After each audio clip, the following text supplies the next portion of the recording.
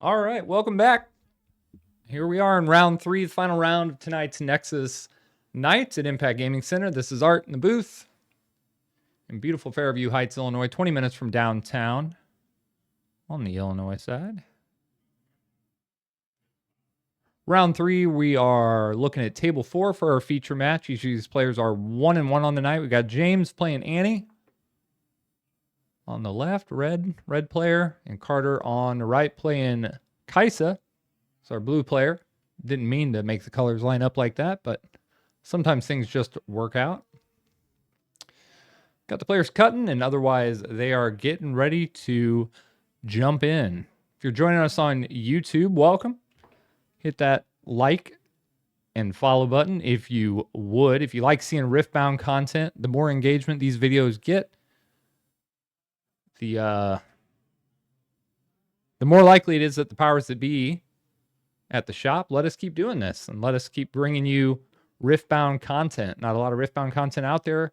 There's people hungry for it. So leave us a comment. Let us know what you'd like to see. Maybe decks you'd like to see. Things you'd like us to do better.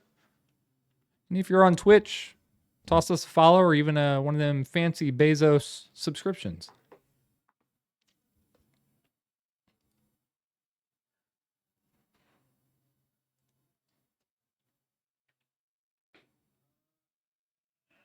We're getting started here. Looks like James won the dice roll and is going first with his Annie deck. Gets things started with a stacked deck.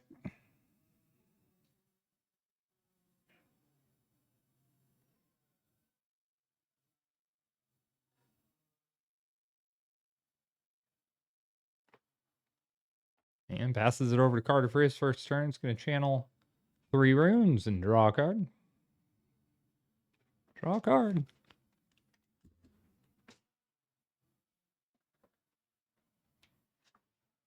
Hey, Carter, draw for your first turn. There you go. Quick reminder. It is a weird thing. Albeit Carter did go second, but coming from that Magic the Gathering, it is a weird thing in this game for sure. You have to remember to draw on your first turn.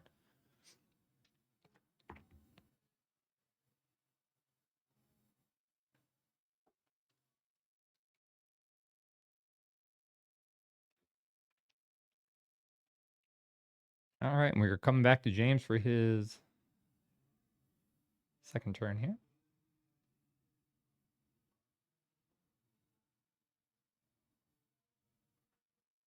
I'm sorry, to Carter for his second turn.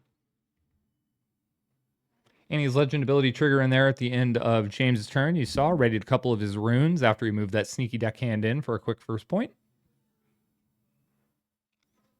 And Carter's going to answer back with his Yordle walking into the Dreaming Tree, or trying to. James is going to respond with the stack deck. He's going to toss back that seal, and I think that was another deckhand maybe. Says, yep, take your point. Maybe. Thinking about it. Might Hextech Ray here instead. Hextech Ray.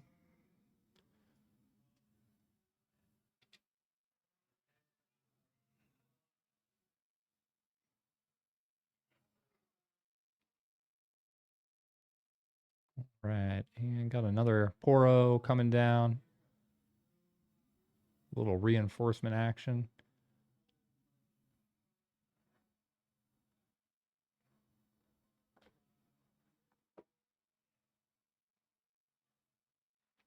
It's the first time we've had Kaisa or Annie on the stream. Annie not as surprising, not as popular of a champion, but a lot of fun. Her legend ability is very strong. And Kaisa, of course, extremely dominant. Debatably the tier 1 deck right now. Set's moving up on her, but here comes Twisted Fate. And a Seal of Rage. Carter says, what the heck does that thing do?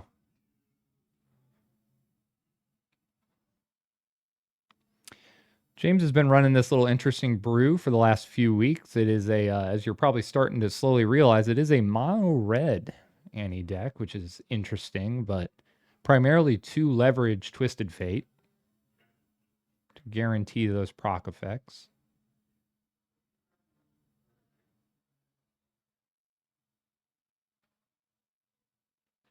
Let's see what Carter's going to do this turn. Try and get himself on the board. He should be able to get something going here. 7 available runes. James down to 3 cards in hand. Going to get Kaisa on the board and then Accelerator.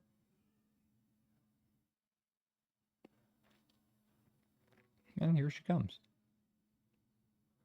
Her and her pirate buddies moving in against a sneaky deckhand.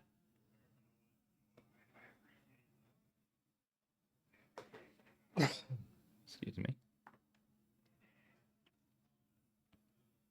Oh, gonna get some shakedowns going here.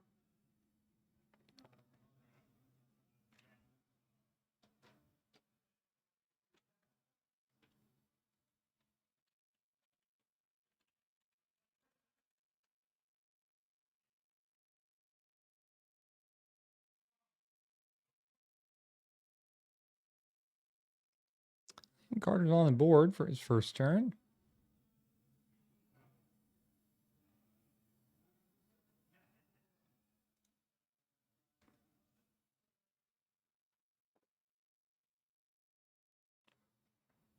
Shakedown, of course, dealing 6 damage unless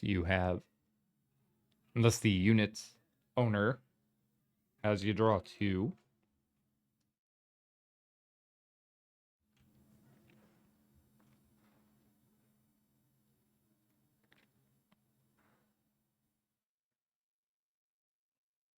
And at the end of the turn there, Poro moved in to take that second point. Tie her up 2-2. Here comes Vayne. Accelerated out.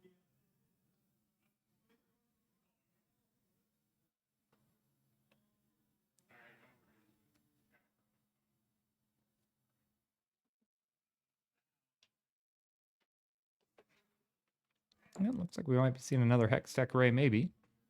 But it looks like he's going to hold on to it. Just see how these showdowns shake out.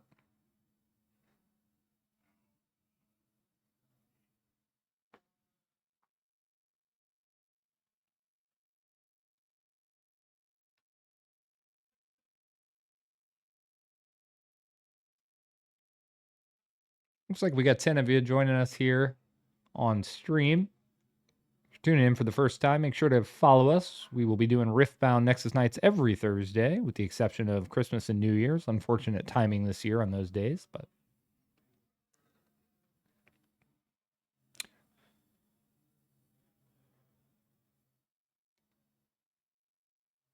Carter chooses to get that Kaisa out of there before this showdown. And then Hextech Ray, the Noxus Hopeful. Takes that point, moving him to 3. Yeah, if you like the content, follow us, like us on YouTube, hit that notification bell, leave us some comments, let us know. If there's champions you'd like to see, I can prioritize getting those in the featured match in future weeks. I try and get us a variety where possible, which is why we're looking at Annie and Kaisa this round. But if Riftbound's not your thing and you happen to be here anyway, we also stream Pokemon on Tuesdays and Magic Modern every single Friday. So you can join us for those games as well. And all of those games go up the following week as individual videos on YouTube. All right, passing it back over to Carter. He's going to hold with his Poro.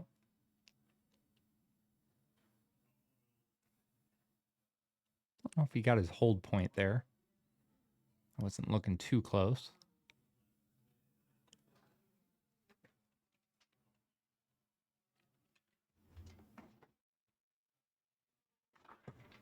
Carter, did you get your point for holding?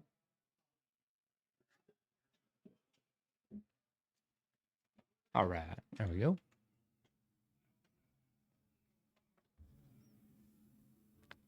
Carter and James, both newer players to the store, as far as I know. Maybe they played another game on nights that I'm not here. I'm not here every day, so sometimes it feels like it. But both really good guys, really good sports. I'm glad to have them here.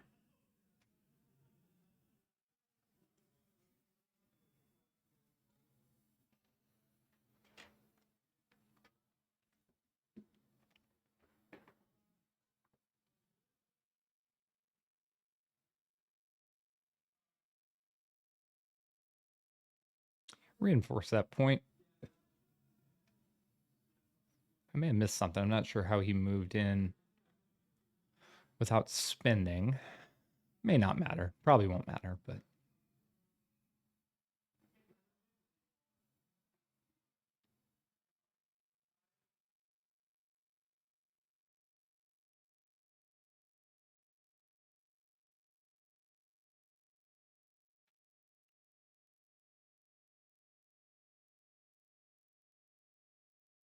Kaisa and the Darius moving in against Twisted Fate and Vayne.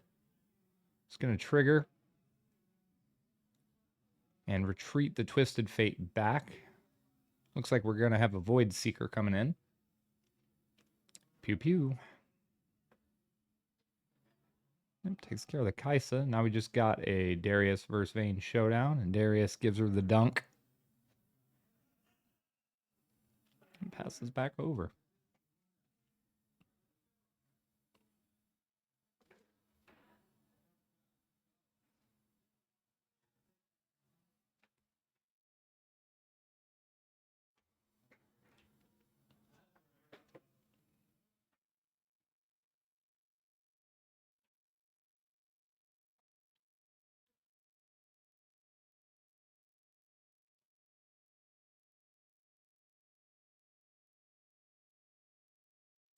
Here comes Annie.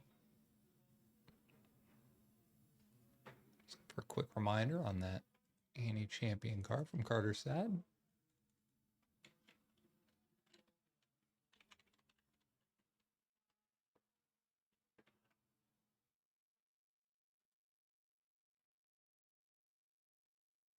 Unfortunately, the card repositories we use, both Riftbound.gg and Piltover Archive, normally both great sites, are very slow tonight. I'm trying to get some reminder text up for you guys on screen, but it's hard to keep up with the action.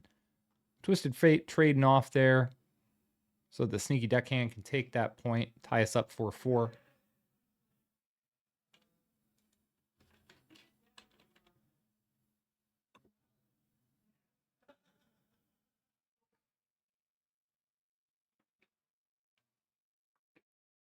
Yeah, these sites are just crawling today. I guess I can just say it. That is Red Annie. That's Annie Fiery. She just makes your spells and abilities deal 1 more damage.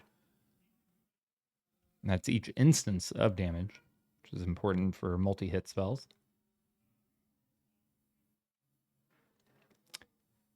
Comes a Darius. See if we've got a second card to speed him up.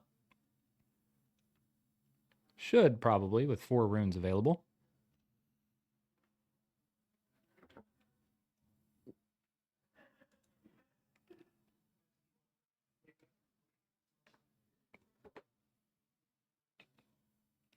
Recycle the quick rune. Falling Star, maybe.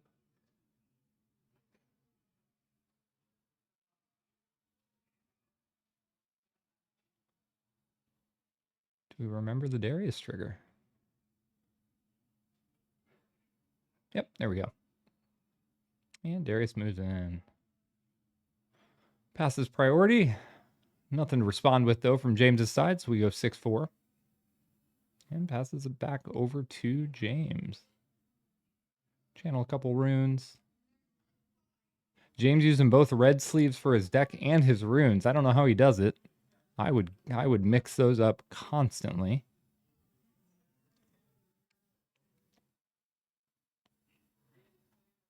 I think I see a Tibbers in hand. That's exciting. Yep, there's Tibbers. Plays down the Vayne, though, accelerated. Or I guess not really not accelerated necessarily. She just comes in ready if your opponent controls a battlefield, but effectively accelerated just for free. Smoke screen. Gonna throw a minus big negative might penalty over to the other side there from Carter. Smoke screen, a solid blue card. It's 2 energy and a power to give a -4 to a unit. So just yields an equal trade there. And we get Twisted Fate back in play. And Annie triggers to ready 2 runes back up. As Carter goes to 7. If he can accelerate out a single unit here, he's going to be taking game 1. Don't know what he has in hand other than that Hex Tech Ray that I can see. If he can somehow get that Darius over as well.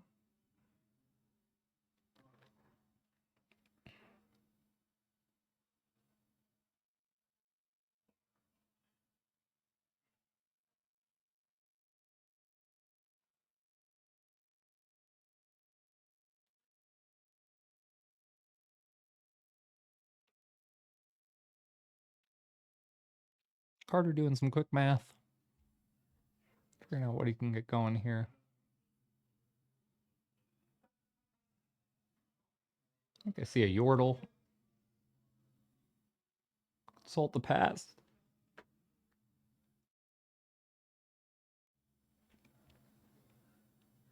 I think I might see a Time Warp. Nowhere near being able to cast it, but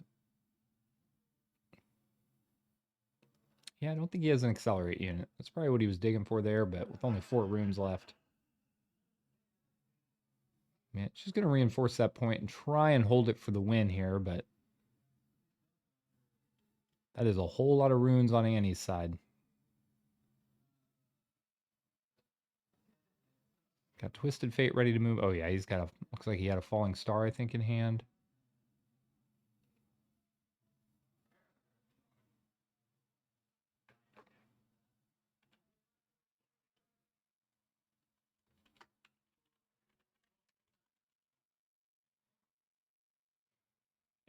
Just gonna ping the Darius twice for 6. And move the Twisted Fate in. Channel the Twisted Fate. Proc the red.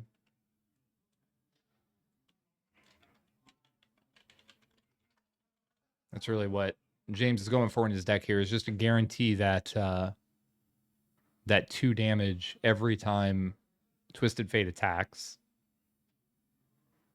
Obviously, if he was a red-purple Annie deck and he flipped a Chaos Rune, you know, Twisted Fate has no effect with a Chaos Rune, so.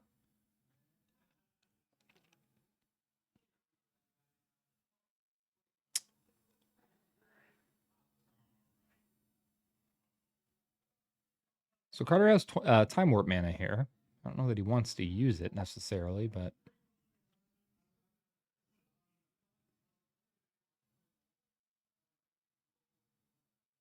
nope, not going for the Time Warp. He's just going to get a Darius down.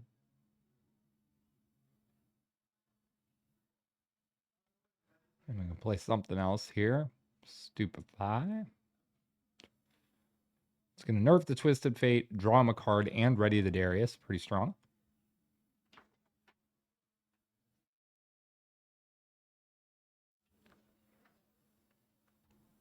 Yep. Pointing out you can't score unless he scores both battlefields.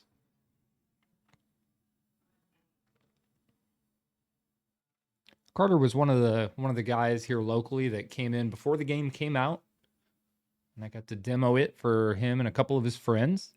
He's kind of dove in since then. Seems to really enjoy the game. I didn't notice whether or not he drew his card for not being able to score that point, but I'm not going to call him out on that one. Yeah, okay, that's probably what that draw was there.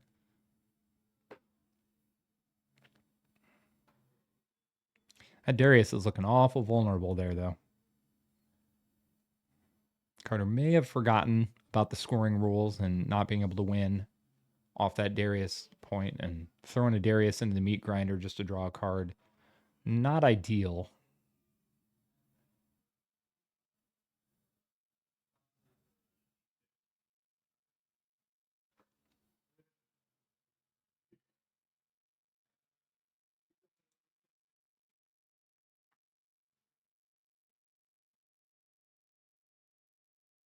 Maybe if you can reinforce it a little bit. Ravenbloom student. I still don't think that's going to be enough, though.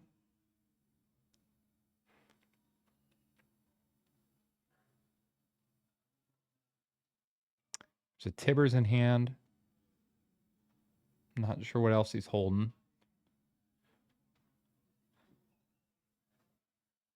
Here he comes, though. Tibbers.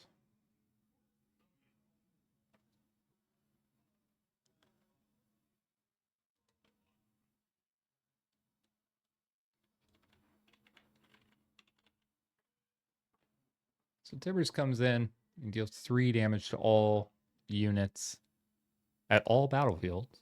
It's going to make quick work of that Ravenbloom student, and Darius is damaged for 3. Twisted Fate proc for 2 more. And he just chooses to defend him, or I'm sorry, to retreat him off of the battlefield. And suddenly, just like that, we are tied up 7-7. Carter's got the card advantage here, but he needs some action to clear both these points, or he will lose on the following turn. He may choose to time warp here, just to buy himself an extra turn. It would cost him some runes, but, you know, he'll get 2 of them back. Pretty sure he had a time warp in hand. Gonna Hextech Ray first. So that's 1 point taken care of. He's got to clear both, though. Well, that's interesting. Okay. He's going to go in there, draw his card, because he can't go to 8. Falling Star.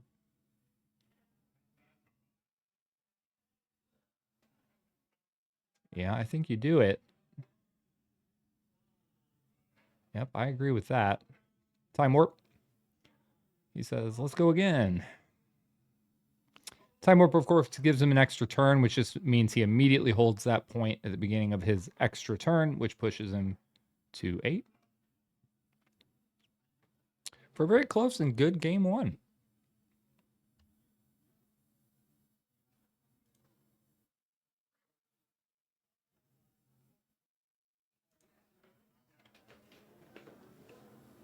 So thank you again for joining us here for Riftbound Nexus Nights at Impact Gaming Center.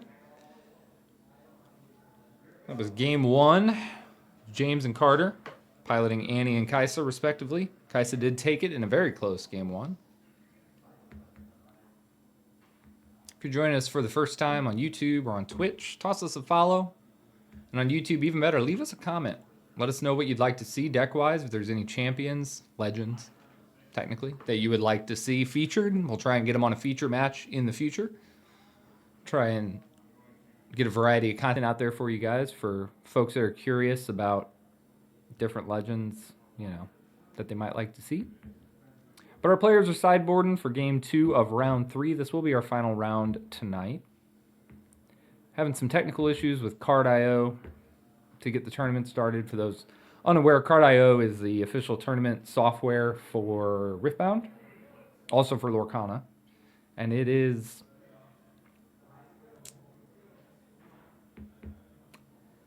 not the best. Try and leave it as diplomatically as I can. So we had some issues with Card.io getting the tournament started, and had to transition over to Top Deck for just a free-form tournament, and we'll try and populate it back into Card later, recreate the tournament. That way Riot and UVS knows we're running the events. But given the delay, we're only going to be having 3 rounds tonight, so let's move back over to the battlefield for game 2.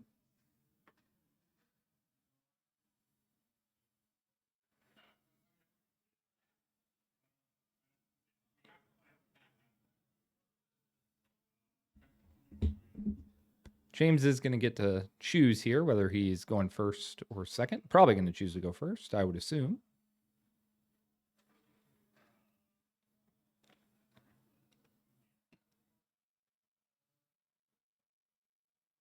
He actually doesn't. Chooses to be on the draw.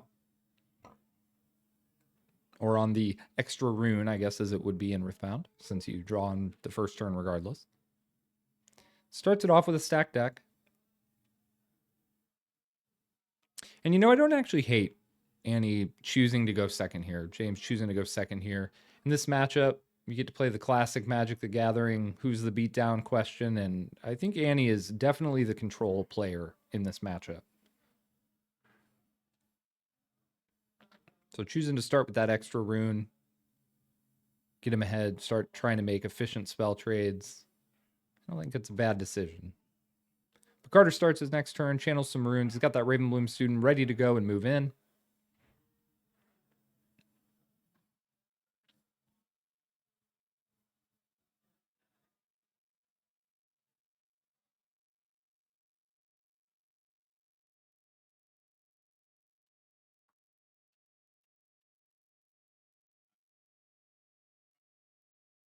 Trying to decide what battlefield to move into there. Decides to go into Grove of the God Willow with the Ravenbloom student.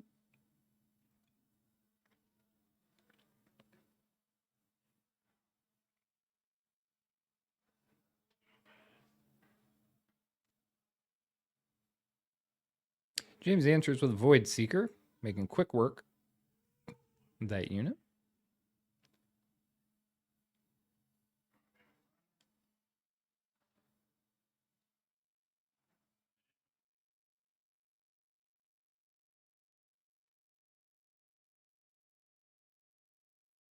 Let's start playing some units.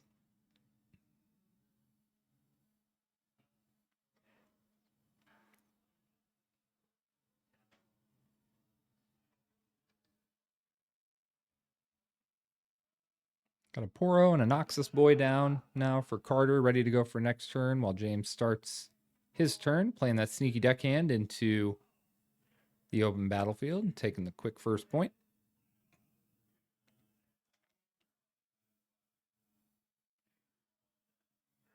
And playing a seal. And for those wondering, if anybody's noticed from game 1 or game 2, James putting his runes on top of his rune deck when he recycles them, technically that is not correct. The reason it's fine and that, you know, I'm not stepping in as a judge or as a tournament organizer is he's running a mono red deck. So every rune in that deck is red. His opponent knows that. He knows that. I know that. So there's, you know, there's no difference between putting it on the top or the bottom. Just saves him just a split second having to lift up his deck and whatnot and just toss it to the top.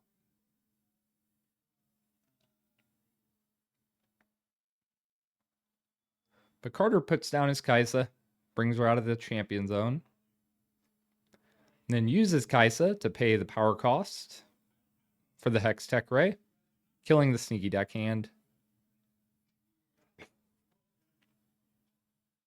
And I think we're probably going to get a quick 1-2.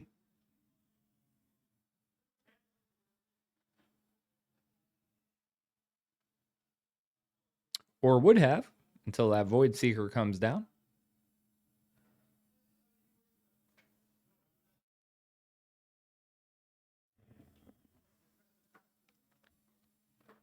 James starting his turn, channeling a couple runes. I think he drew a Tibbers.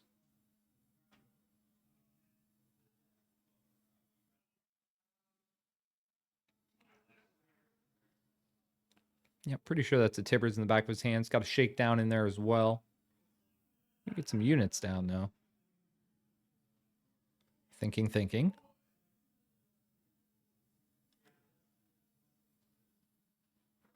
Here comes a Vayne. She will enter ready. Vayne enters readied if your opponent controls a battlefield, which Carter does. She'll move in and bump us up to 2-1. Probably going to be passing over and readying a couple runes from James's Legend ability, unless... Okay, chooses to activate Vayne's ability and bounce her back to hand.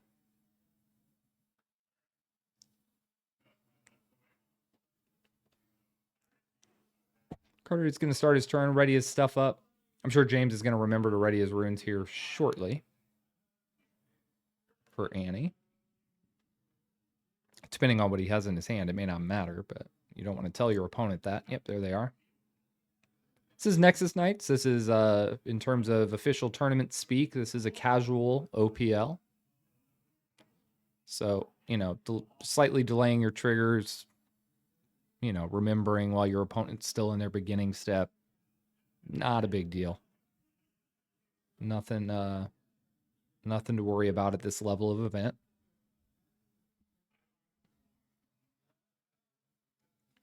Nexus Nights, as per Riot and UVS games, you know, they're meant for sportsmanship, fun, practice, and learning. So nobody's going to be getting too much of a stickler on forgetting a trigger for 5 seconds. Here comes Darius.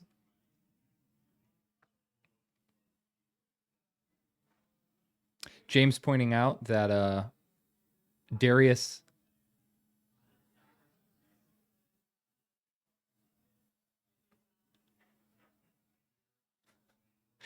trying to listen in on what the guys were saying. I couldn't hear him though, but James pointing out helpfully that Darius, if he is the second card to come out for the turn, he does trigger himself.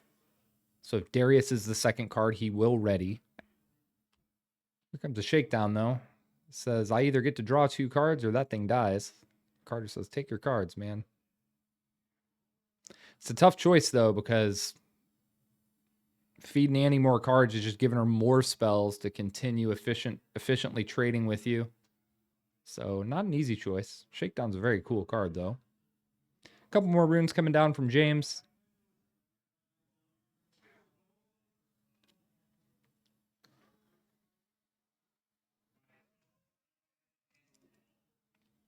And Vayne coming down again.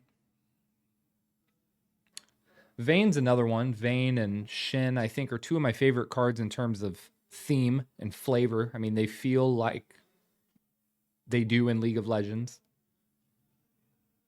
Vayne, you know, somersaulting in, somersaulting away every turn if you want to.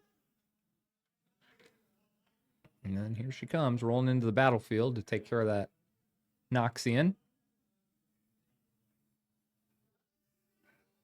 Gonna Hextech Ray, though, to force the trade.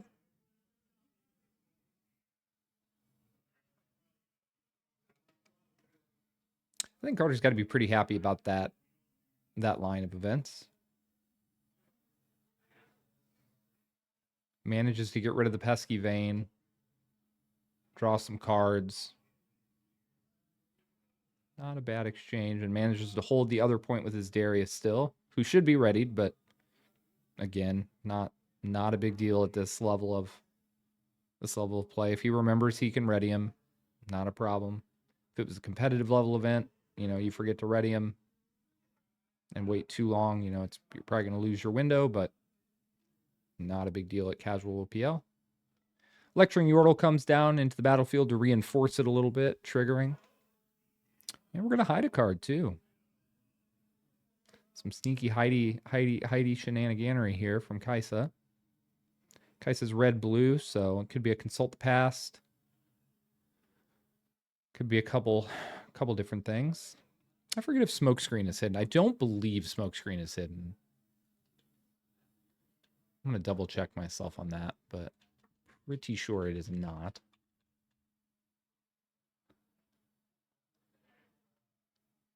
No, Smokescreen is not hidden. That's what I thought.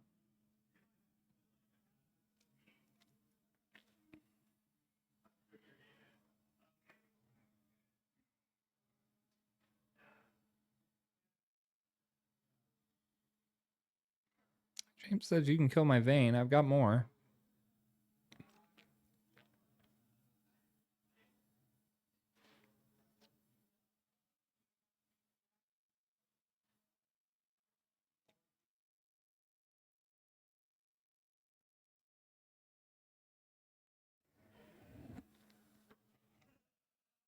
Apologize. I'm still getting over being sick. I was sick over Thanksgiving week. Unfortunately, I'm still getting over it a little bit, so I'm trying to mute with my very rude coughing. Yep, and there's the Consult the Past, as I thought it would be.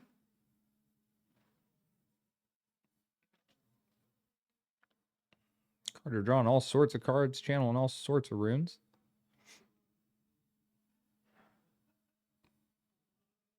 I'm not sure what he... We may have had a weird sequence of events there. I'm not sure what just happened. I don't know what window Carter had to activate his Consult the Past, because it seemed like he did it before his beginning step.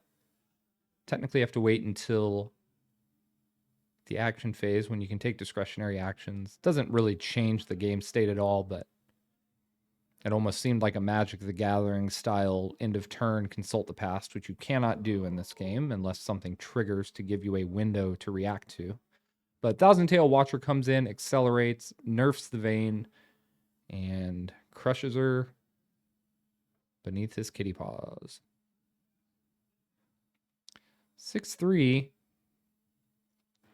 James has got runes. He's got cards, but he's going to have to start making some moves here before Carter takes his lead into the victory lane.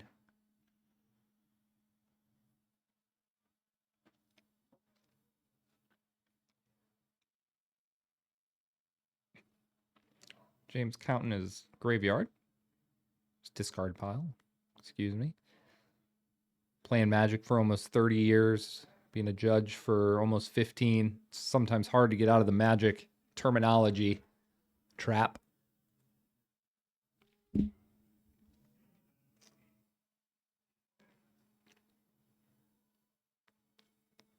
Here comes Vi. Now we know why he was counting his graveyard.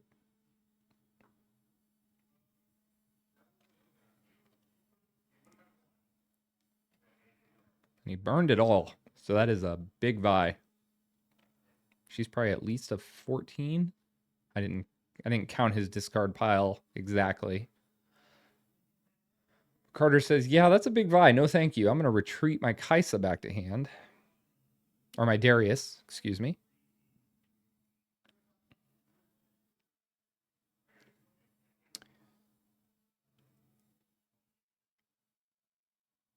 Trigger Grove of the God Willow to channel that rune. Just lets him have the point for now. Not a lot you can do with it, all those spent runes. So we are at 6-4.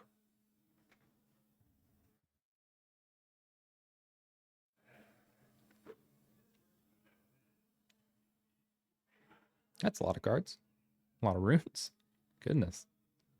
I was going to say, that's pretty much got to be Tibbers. So it is going to hit the Vi. It's going to hit the Thousand Tail Watcher.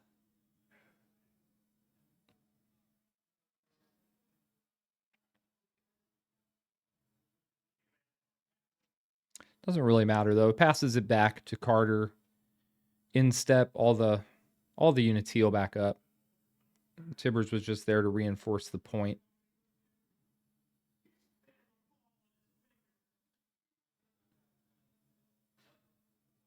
And this is really the problem with Annie.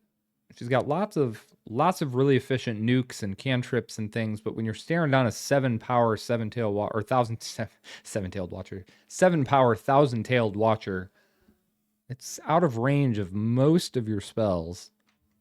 Oh, and another 1,000-tailed watcher. Yeah, we're definitely going to accelerate that.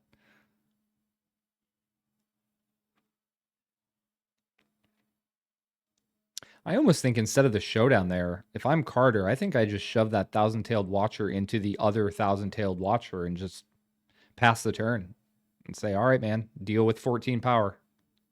14 might, excuse me. So James might be able to get rid of 1. He's not going to be able to get rid of 2.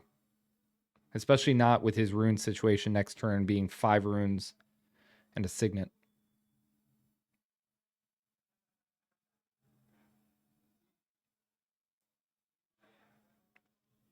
See, now we're just gonna get some trades going.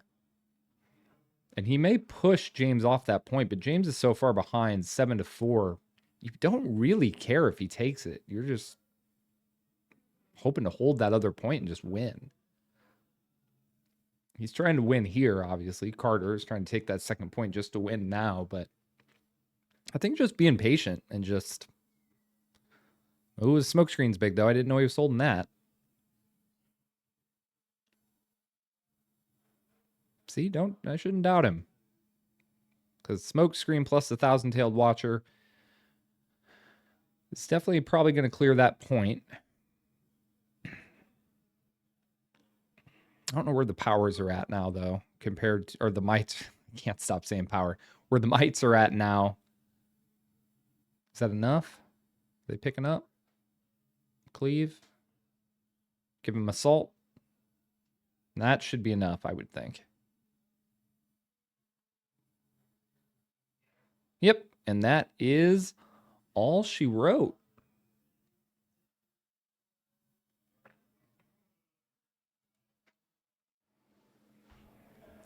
Great match there from those guys.